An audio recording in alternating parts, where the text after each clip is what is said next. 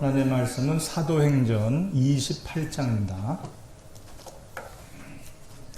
신약 성경 237쪽입니다.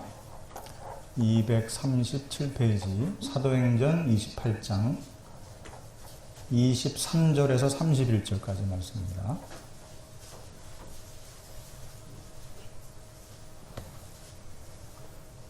사도행전 28장 23절에서 31절까지 찾았으면 저와 여러분이 한 절씩 교독하겠습니다.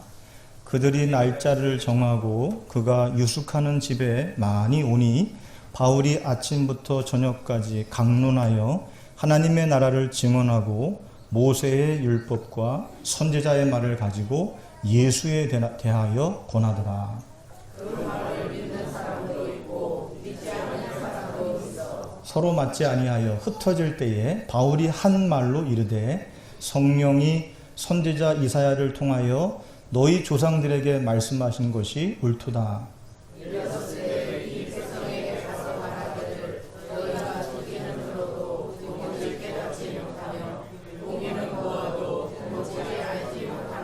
이 백성들의 마음이 우둔하여져서 그 귀로는 둔하게 듣고 그 눈은 감았으니 이는 눈으로 보고 귀로 듣고 마음으로 깨달아 돌아오면 내가 고쳐줄까 함이라 하였으니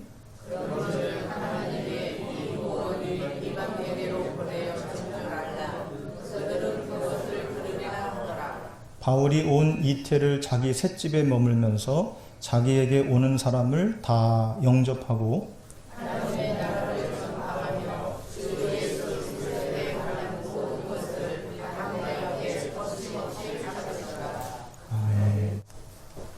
우리가 구주로 믿는 예수님은 죄인들의 친구로 이렇게 이 땅에 오셨습니다.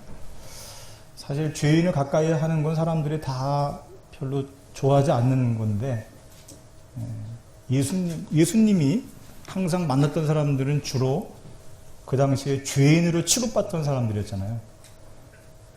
사실은 그래서 오늘 우리가 이 자리에 이렇게 나오게 된 줄을 믿습니다. 그렇죠? 우리도 범죄한 인간들이었지만은 우리 예수님께서 우리를 기꺼이 받아주셨기 때문에 부족하지만 우리가 하나님 앞에 이렇게 나올 수가 있는 거 아니겠어요? 바라기는 저와 여러분도 죄인들을 버리지 마시고 죄인들과 함께 그들의 친구가 되어지고 위로자가 될 수 있기를 간절히 축복합니다. 오늘 설교 제목은 아무도 막을 수 없는 능력의 복음입니다. 복음이 얼마나 이 참 능력이 있나 아무도 못 막습니다. 그래서 2000년까지 지금 왔잖아요. 복음이. 사실은 2000년 전에도 복음은 있었습니다. 그렇죠? 사실은 창세 이전부터 있었고 창조 이후에도 있었고 우리가 성경을 통해서 그걸 발견하게 됩니다. 사도행전은 오늘날로 하면은 전문인 의사 누가가 당시에 데오빌로라고 하는 총독에게 쓴 편지입니다.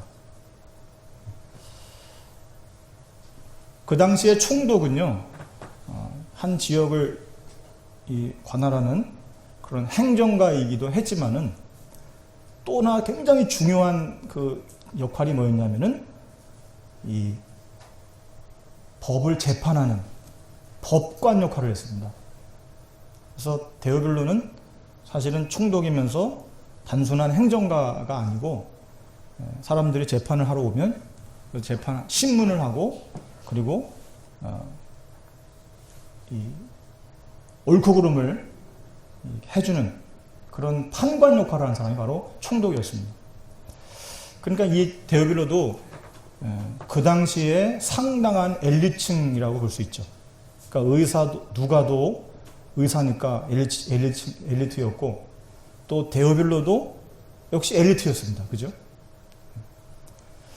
그러면 이렇게 복음은 물론 뭐 우리가 모든 사람이 다 전도사상자이긴 합니다만은 이렇게 엘리트들은 사실은 엘리트들이 전도해야 더 가능성이 있어요.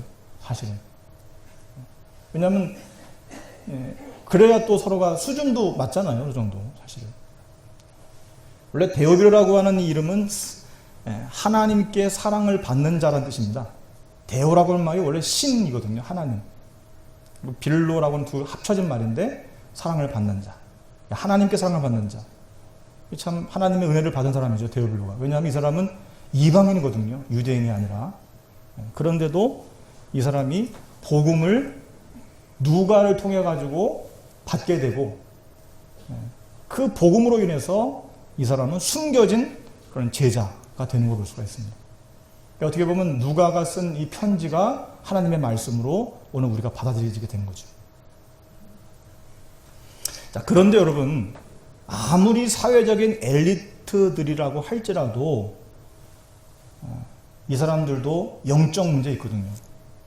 특히 가정에서 일어나는 일들. 부부 사이에 문제가 왜 없겠습니까? 부부 사이에 문제 있죠. 또 부모와 자녀들 사이에서 문제가 있겠죠. 사실은 이런 문제가 생겼을 때에 이런 엘리트들은 어디 가서 말하기가 참 어렵습니다. 왜냐하면 워낙 이 공직에 있는 사람들이기도 하고 또 이미 이름이 알려져 있는 사람들이다 보니까 자기의 어떤 사적인 생활을 남에게 털어놓기가 어려운 거예요. 그래서 뭐 이런 아줌마들 모여가지고 막 몇 명씩 모여가지고 뭐 별별 얘기 다 하잖아요, 그죠? 그러면 사실 스트레스 푸는 거거든요, 그게. 물론 이제 그게 뒷담화 하는 거긴 하지만은 그렇게 막 그냥 뭐 서슴없이 그냥 거침없이 막 그냥 자기 얘기도 하고 남 얘기도 하고 하면서 사실은 풀리는 부분들이 많거든요. 그런데 이런 엘리트들은 이런 얘기들을 어디 가서 그렇게 쉽게 하기가 어려운 거예요. 그러다 보니까 이게 자꾸만 쌓이고 쌓이는 겁니다. 그런 면에서 누가가 인생의 참된 행복의 길과 답이 되는 이 하나님의 복음을 데오빌로 총독에게 편지 형식으로 보낸 글이 바로 누가복음이고 그게 사도행전입니다. 여러분 누가복음 1장 1절에 보시게 되면은 누가복음을 받은 수신자가 누구냐면은 데오빌로 각하거든요. 총독이에요. 바로 데오빌로 총독. 그리고 그 후속편이라고 할 수 있는 사도행전이 역시 사도행전 1장 3절에 보시면은 그 모든 일을 근본부터 자세히 미루어 살핀 나도 그 모든 일을 근본부터 자세히 미루어 살핀 나도 나는 누구냐면은 누가입니다. 누가가 데오빌로 각하에게 차례대로 써 보내는 것이 좋은 줄을 알았노니 그랬어요. 그 사도행전의 수신자도 역시 데오빌로입니다. 그래서 누가복음과 사도행전은 어떻게 보면 전편과 후편이라고 할 수 있는 거예요. 저자는 누가였고요. 수신자는 데오빌로였고요. 그런데 이 편지가 오늘 하나님의 말씀으로 우리가 지금 믿고 있는 것입니다. 여러분도 알다시피 예수님은 한 번도 누구와 칼과 창으로 싸운 적이 없으신 분이에요. 다시 말하면 어떤 무력에 의해 가지고 싸우신 적이 없으신 분이십니다. 그런데도 불구하고 세계를 정복하신 분이 바로 예수님이십니다.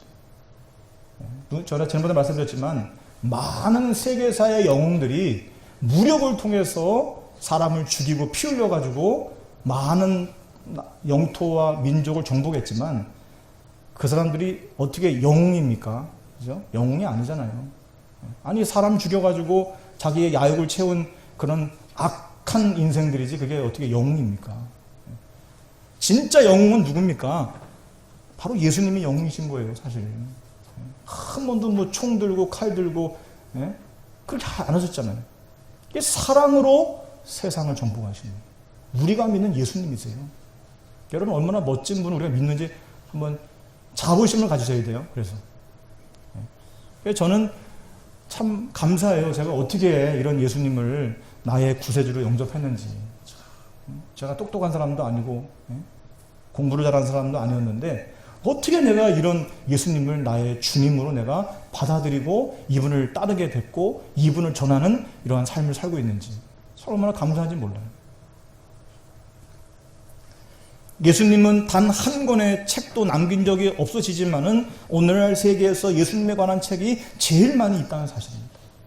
이것도 너무 신기하고 놀랍잖아요. 수많은 책들이 하루에도 수천 권씩 수만 권씩 출판되고 판매가 되지만은 그러나 그 책들은 그냥 지나가는 책들이거든요. 그런데 예수님에 대해서 쓴 이 성경은 지금까지도 전 세계 사람들에게는 베스트셀러잖아요. 왜 그런가 그 이유를 우리가 좀 생각해 봐야 됩니다. 왜 그럴까? 모든 수많은 왕들, 또 수많은 산업인과 경제인들, 예술인들, 이 사람들을 합친 것보다도 더 큰 영향력을 끼치고 있는 예수님은 과연 누구시냐라고 하는 겁니다.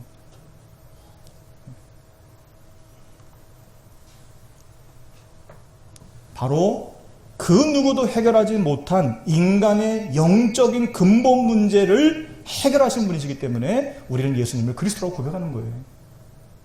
여러분 어디 가가지고 뭐 관광하면서 뭐 훌륭한 뭐 예술인들도 보고 정치인들도 보고 그 사람들의 뭐 생가도 한번 가보고 동상도 한번 쳐다보고 또 아주 뭐 수백 년 동안 만드는 건축물도 보고 하면서 입도 벌어지고 하죠, 그죠? 아이고 이런 건물이 있는 나라는 좋겠다. 착각하면 안 돼요, 여러분. 그래 속으면 안 돼. 우리가 믿는 예수님이야말로 정말 여러분 우리 인생의 근본 문제를 해결하신 분이라니까요. 우리 이런 분을 지금 모시고 사는 거예요. 이런 분을 믿고 따라가는 겁니다. 전혀 상상할 수, 그분 비교할 수도 없는 분이세요.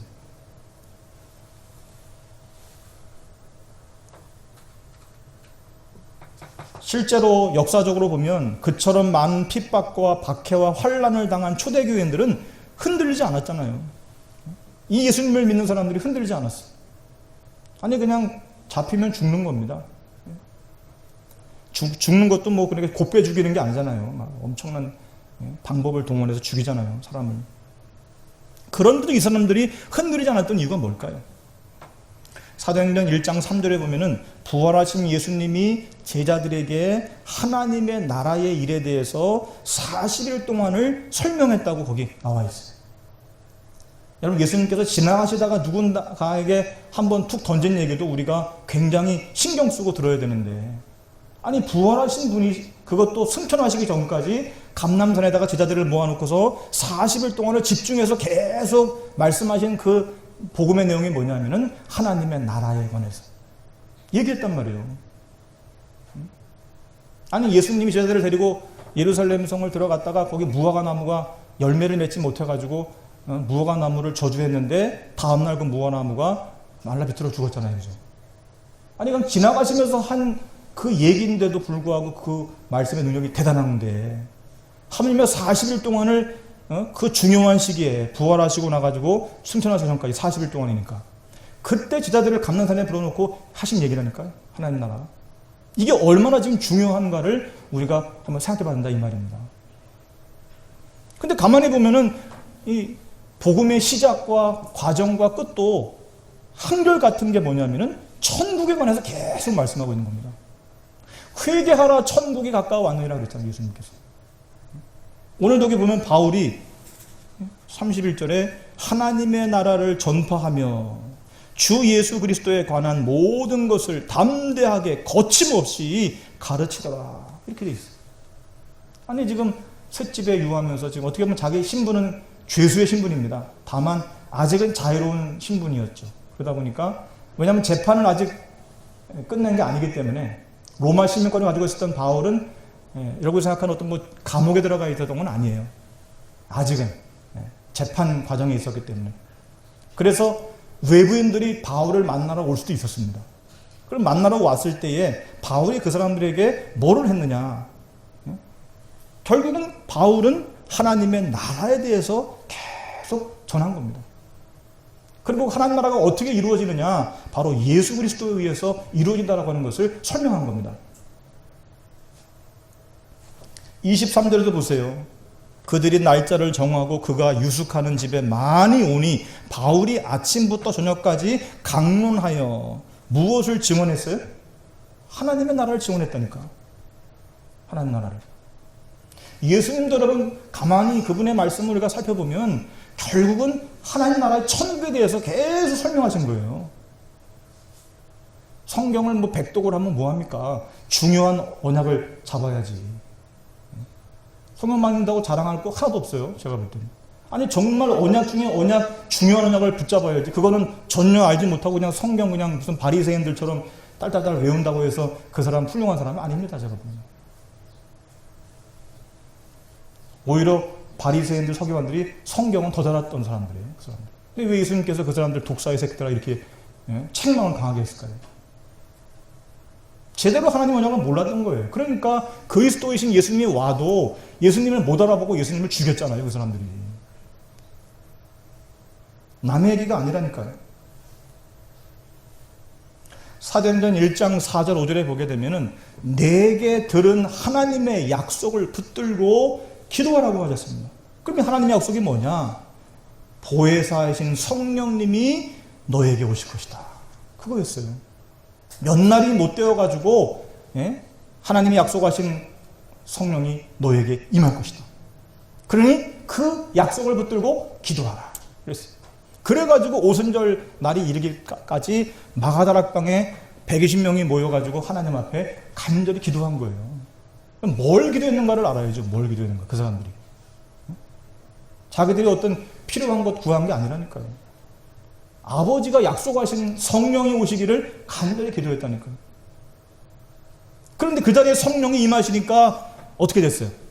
이 사람들이 변화가 됐어요. 변화가. 이제는 두려움이 없어요. 그리고 그 환난과 핍박 속에서도 고난을 견뎌낼 수 있는 뭔가 모르는 영적인 힘이 있는 겁니다. 그 사람들한테. 우리는 제대로 하나님의 뜻과 기도를 해야 돼요.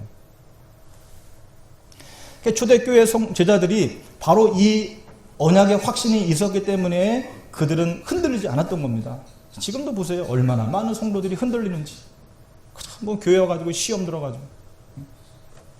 목사님이 좀 잘해주면은 그냥 아유 목사님 나를 사랑하는가 보다 하고 열심히 막 하는데 뭔가 조금 좀 서운한 게 있으면은 또 금방 또 마음이 또 이상해지고 그렇잖아요. 절대 여러분 사람에게 속으면 안 돼요. 사람 분위기에 속으면 안 된다니까. 우리는 하나님의 언약을 붙들고 가는 언약의 사람들이잖아요.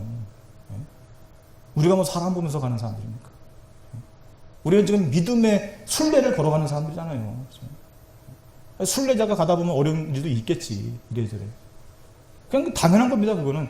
아니 애굽에서 나온 이스라엘 사람들이 광야 가는 길에 당연히 어려움이 있지. 당연하게 어려움이 있는 거 가지고서 뭘 그거 가지고 이렇게 시험에 빠지고 그것 때문에 낙심하고 좌절합니까? 그러나 당연한 그 길을 가게 되면 하나님이 약속하신 필연적인 응답이 반드시 온다는 사실이에요. 우리는 그걸 보고 가는 사람들이죠.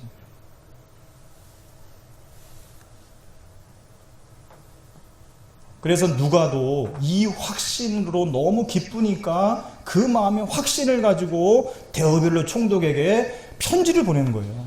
그래서 바로 이게 복음 편지입니다. 복음 편지. 누가복음, 사도행전. 다 편지예요, 편지. 복음이 들어가 있는 편지. 여러분도 누군가한테 이 복음 편지를 전달할 수 있기를 주님 이름으로 축복합니다. 그럼 그 사람에게 하나님의 말씀이 되는 거예요, 그게. 여러분 누군가에게 하나님의 말씀을 보내신 적이 있어요? 보내보셔요. 나는 복음을 담아서 기록한 편지인데 그 사람에게 이게 하나님의 말씀으로 다가온다니까요. 아니 그럼 그 사람이 멸망에서 빠져나오는 거예요. 사망에서 생명으로 옮겨지는 것입니다. 그래서 초대교회가 예수님의 부활 이전에는 얼마나 많이 흔들렸어요. 제자들 다 도망갔잖아요. 그러나 부활하신 예수님을 만나고 그들은 성령 역사를 체험한 후에는 한 번도 흔들린 적이 없는 걸 볼 수가 있어요. 지난주가 이제 부활절이었잖아요. 그렇죠? 이제 부활하신 주님을 이제 우리는 봤잖아요. 우리는 만났잖아요. 이제 흔들리시면 안 되는 거죠. 흔들리면 안 돼요. 아니 그냥 부활절은 무슨 행사입니까? 기념일이에요? 아니잖아요. 하긴 오늘 여러분들 절대로 속지 마시고 하나님이 주시는 영적인 새 힘을 회복하시기를 주님의 이름으로 축복합니다. 여러분 지금 여러분에게 누군가의 위로가 필요합니까? 여러분에게 누군가의 도움이 필요합니까? 한번 잘 생각해 보세요. 예수님께서는 약속하셨어요. 내가 세상 끝날까지 영원히 너희와 항상 함께 있으리라. 아니 그거 잡으면 되는 거지 뭘 누구 도움이 뭘 필요합니까 그렇게? 그거보다 더 큰 소망이 어디 있고 그거보다 더 큰 미래가 어디 있어요. 이 변함없는 예수님의 확실한 말씀이잖아요. 하나님의 자녀가 된 저와 여러분에게 주신 최고의 축복이잖아요. 이건 아무도 우리가 받은 이 복음을 막을 수 없습니다. 그러므로 오늘 여러분 모두가 이 영적인 축복 회복하는 시간 될 수 있기를 주님의 이름으로 소망합니다.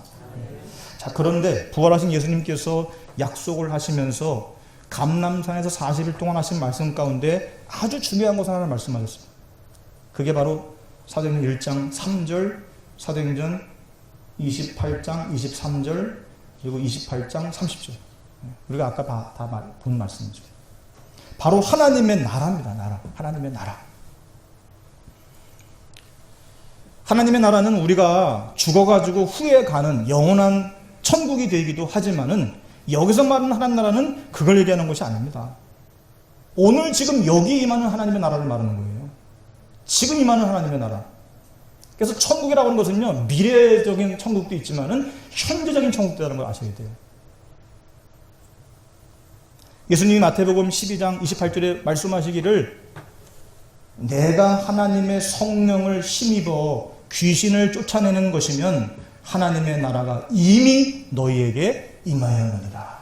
그렇게 말씀하셨어요. 이미 임했다고 그랬죠. 이미 임했다는 거예요. 나중에 아닙니다. 아유, 뭐 세상 어렵고 힘들고 가난하고 어렵고 병들고 고통스럽고 하지만 나중에 천국 가면 되지. 그게 아니라니까요. 이 땅에서 하나님의 나라를 누릴 수 있어야 돼요. 이미 임했다니까요. 예수님이 곧 천국이십니다, 여러분. 그분이 오시면서 곧 천국이 시작이 된 거예요, 이미. 그래서 여러분은 살아도 천국, 죽어도 천국. 할렐루야. 아니, 이게 바로 생명의 확신을 가진 사람들의 믿음이지. 안 그렇습니까? 아니, 물론 과정 중에는 어려움이 있을 수 있죠. 인생의 과정 속에서. 뭐 하나님의 성도라고 해서 어려운 일이 없겠습니까? 낙심할 일이 없겠어요? 절망한 일이 없겠어요? 다 있지. 그러나 그것은 과정이잖아요. 과정 때문에 흔들리면 안 되죠. 이미 분명한 결론과 미래가 확실한데. 이 마태복음 12장 28절 말씀은 하나님의 성령이 임하고 사탄이 결박되면 이미 그에게는 하나님의 나라가 임하였다라고 하는 것을 말씀해 줍니다. 이 말씀은 그때 귀신 들려가지고 눈이 멀고 말 못하는 사람들이 예수님께로 데려갔을 때에 바리새인들의 질문에 대답하시면서 하신 말씀이에요. 그 사람들은 못했어요, 그거를. 아무리 성경 말씀을 많이 알고 있으면 뭐합니까? 영적인 권세가 없는 걸.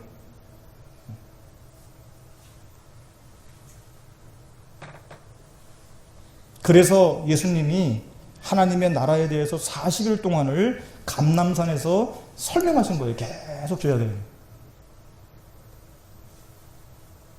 그러면서 뭐라고 약속하셨냐면은 너희들이 가는 현장마다 하나님의 나라를 이루게 할 것이다. 실제로 여러분 사도행전을 보세요.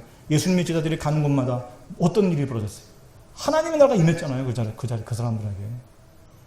예수님이 하신 것보다 더 큰 일을 했다니까요. 그래서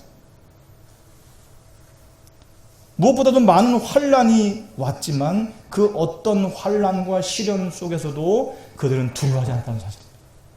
여러분, 하나님 나라가 임한 사람의 가장 첫 번째 특징이 뭐냐면 두려움이 없어져요. 두려움이. 왜냐?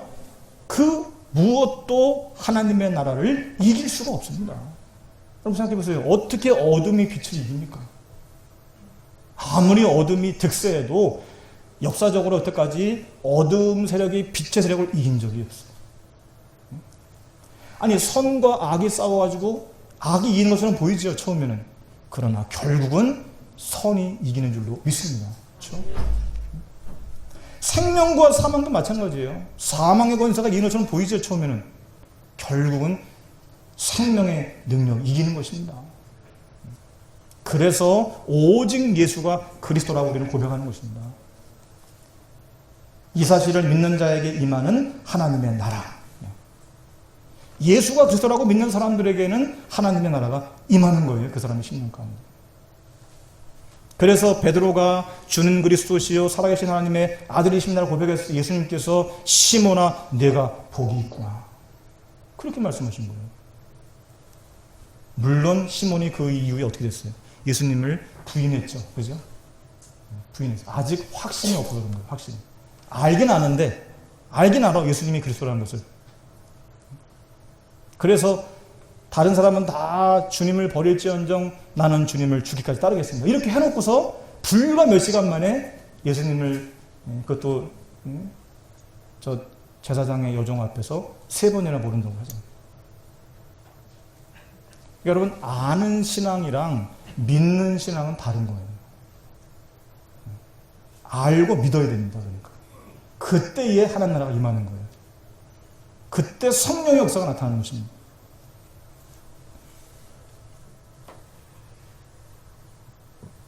자, 그럼 우리가 이제 무엇을 붙잡아야 되느냐? 부활하신 예수님이 우리에게 성령 충만을 주시기로 약속하셨기 때문에 이제는 그 약속을 붙들고 기도하면 우리에게도 똑같은 역사가 일어나는 것입니다. 여러분 예수님이 하신 약속, 요한이 물로 세례를 베푼 것처럼 너희가 몇 날이 안 되어서 성령으로 세례를 받을 것이다 그랬잖아요. 그리고 그때는 능력을 얻고 땅끝까지 이르러 내 증인이 될 것이다 이렇게 말씀드렸어요. 예수님께서 제자들을 부르셨을 때 여러분 가만히 그때 상황을 다시 한번 연상해 보십시오. 예수님이 베드로 부르셨을 때 너희는 나를 따라와라. 내가 너희를 사람을 낚는 어부가 되게 하리라. 제자들을 12명을 밤새도록 기도하시고 나서 선택한 다음에 그때 예수님께서 그들을 선택하신 이유가 나와요. 마가복음 3장 13절에 보게 되면 너희와 함께하며 너희와 함께 예수님은요 먼저 제자들과 함께하는 것이 그분의 목적이었어요. 그 다음에 두 번째가 뭐냐? 전도도 하며 그랬어요. 전도도 하며. 세 번째가 뭐냐? 전도할 수 있도록 무엇이 필요해요? 능력이 필요하잖아요. 귀신을 쫓는 권세도 주게 하려 하십니다. 예수님이 저와 여러분을 제자로 부르신 이유가 여기 있는 겁니다. 우리 그냥 뭐 하나 잘 먹고 잘 살아 가는 게 아니요. 그거는 굳이 예수 안 믿어도 여러분이 조금만 머리가 좀 좋고 수완이 있으면 잘 먹고 잘 살 수 있어요. 그렇잖아요. 아니 지금 불신자들도 얼마나 재벌들이 많아요. 하나님 안 믿어도. 근데 우리가 왜 굳이 예수님 믿어야 됩니까? 우리를 부르신 이유가 있다니까요. 목적이. 저와 여러분을 통해서 예수님을 믿도록 하시고 그래서 그 사람들이 영원한 생명과 구원을 얻도록 하시기 위한 것이 바로 우리를 먼저 부르신 이유인 줄로 믿습니다. 이제 우리가 부활을 경험했다면 이제 우리가 뭘 해야 되겠습니까? 이제는 부활의 예수님을 증거해야겠죠. 그죠? 그게 우리의 다음 순서 단계에 맞잖아요.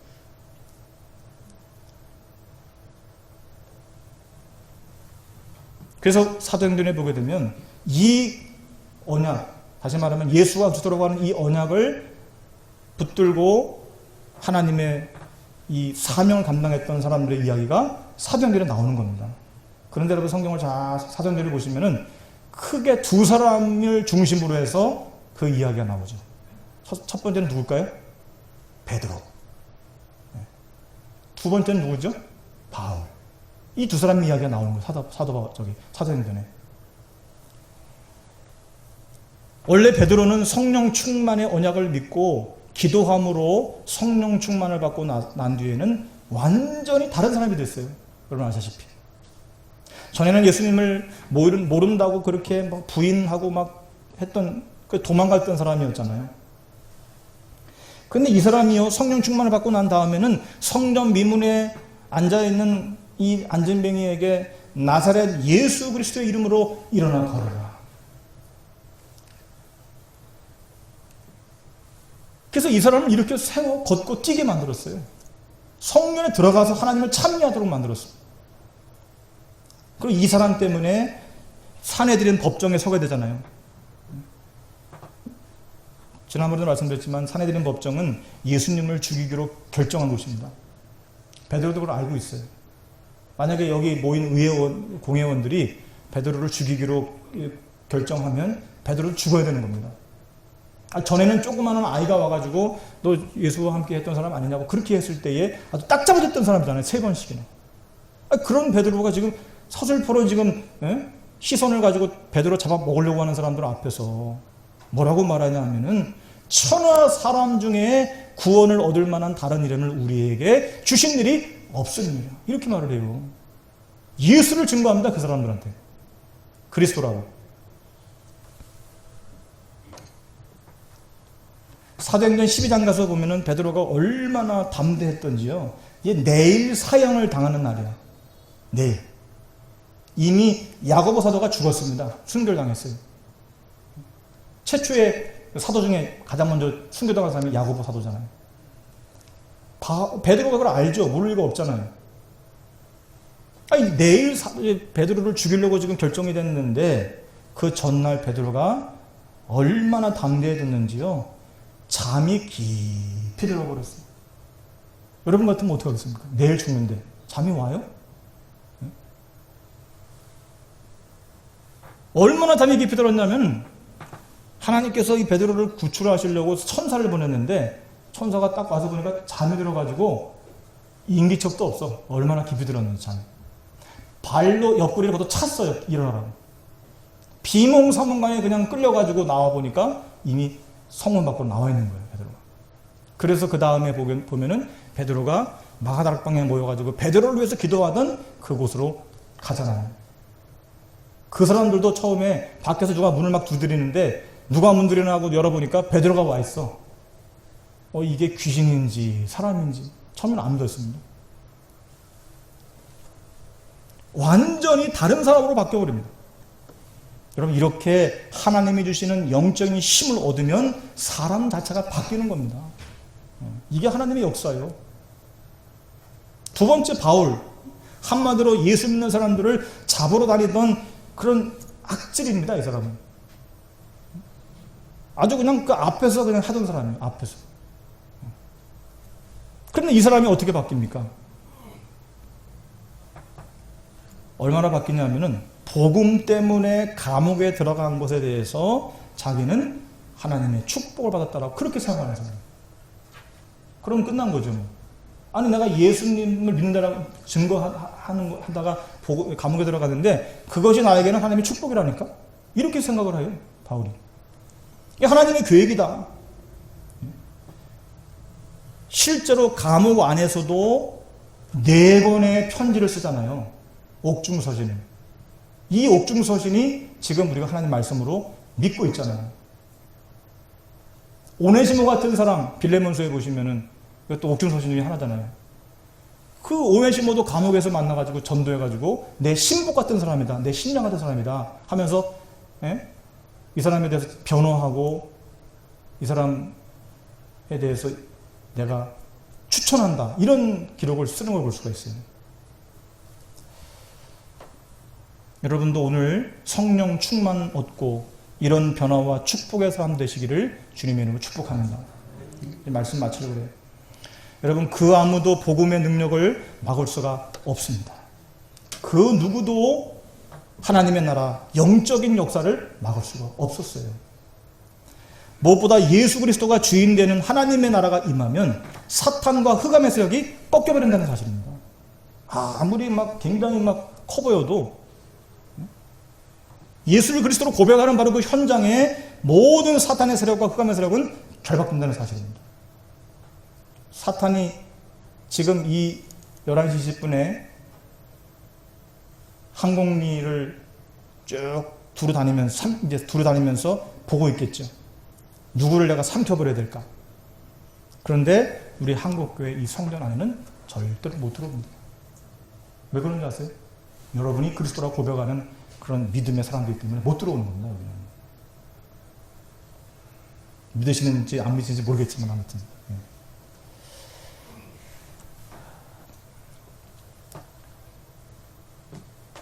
유대인의 그 엄청난 조직력도 로마의 10명의 황제가 그렇게 그들의 권세를 가지고 교회를 핍박했지만 그러나 결국 어떻게 됐습니까?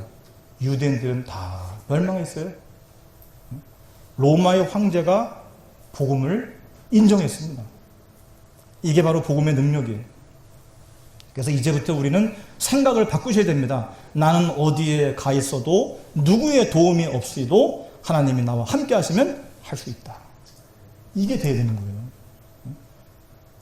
여러분이 저 아프리카 오지 같은 데 떨어져 있어도 거기서도 여러분 하나님은 여러분과 함께 하신다는 사실을 아셔야 돼요. 아니 그럼 좀 믿음이 좀 있으셔야지. 그냥 조그만 거 하나 그냥 그것 때문에 막 가슴 아파하고 그러지 마시고. 그러니까 마귀가 막 건드리는 거예요. 계속. 조금 건드리면 금방 막 흔들흔들 거리니까.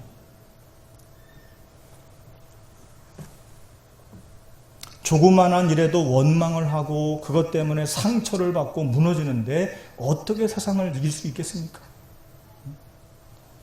아니 옆에 있는 사람하고 조그만 갈등도 그것도 못 이겨가지고 맨날 그냥 무너지는데 어떻게 밖에 나가서 세상을 살 수가 있겠냐 말이죠.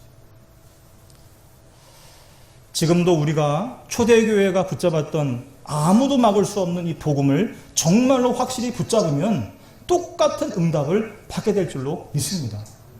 왜냐하면 지금도 하나님의 말씀은 성취되고 있기 때문에 그렇습니다. 지금도. 바라기는 우리와 함께 하시며 성령으로 역사하시는 그리스도이신 예수님을 날마다 이제 확신하시고 그분의 이름을 전파하시며로 말미암아 여러분이 가는 모든 곳에 하나님의 나라가 임하시기를 주님의 이름으로 축복합니다.